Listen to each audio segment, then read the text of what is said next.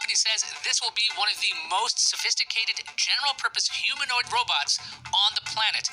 That's a pretty big claim. With me is Dr. Harry Clore, founder and CEO of Beyond Imagination. Can you tell us about the Biomni robot? Sure, delighted to. So, Biomni is a general-purpose humanoid robot. It's piloted by a human with an AI brain that learns over time. It has a vision system that's nearly real-time. It is completely articulate with human-like hands and arms and head. So it can do a wide range of tasks, whether it's picking up a drill or any other instrument and using it, or doing fine motor control like picking up a pinch of salt, or great dexterity like grabbing a bottle opener and opening an actual Coke bottle and pouring it. Whatever it is that you wish it to do within the limits of its dexterity and its movements, it can do. Now, you have human operators working through Biomni for some of these tasks. How difficult is it to take those VR inputs and translate those into fine hand movements to your robot? It's very complex. Fortunately, I have a bunch of genius programmers on my team. So, like if you were here, I would just give you a pair of gloves, put on a VR headset, and have you operate it. Or actually, I could send those to you if we weren't in the convention center, because the Wi-Fi here is terrible. And then you could operate it from there, or you could fly to Tokyo and operate it from there. So one of the key things is to be able to operate it from anywhere on the planet. And so we've already tested it over long distances. So you're seeing stereo vision, right eye, left eye. And we have a series of cameras. We have a camera in the chest and in the back for surround. So should you wish to have surround vision, you can. But when you're doing a task, that's useful when you're driving. So when you look around, you can see anywhere and you can look up and see behind you. And normal view is stereo vision, just like your eyes. And it's limited to, of course, the headset that you're using.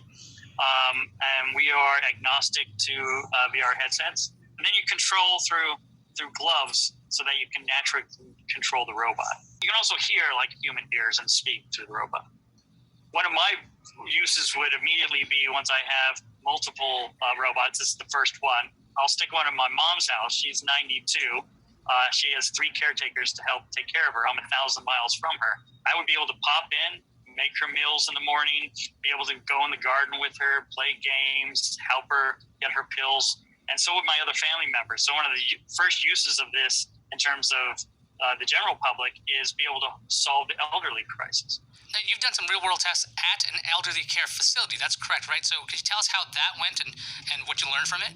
Yes, so we've done our first of many pilots that are coming out this year. And that pilot study was at True Pace in Colorado. And there we had doctors and nurses and even administrators test and see how well they could operate the robot. They were immediately sold on it, 100% sort of positive reaction. And you've also got some high hopes for Biomni in the future, like, if I read this right, work in space, right?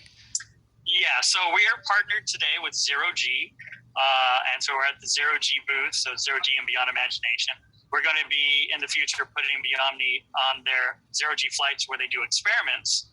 So that'll enable, if you're an operator and you don't want to be up on the plane, or say they need to do 100 parabolas, you can do that from the safety of the ground and operate it. Myself, I would always go in the plane because it's fun, but you could do that. We are working with Intuitive Machines, and I can't say anything officially right now, but we will be sticking something up on the moon, a part of the robot, very soon.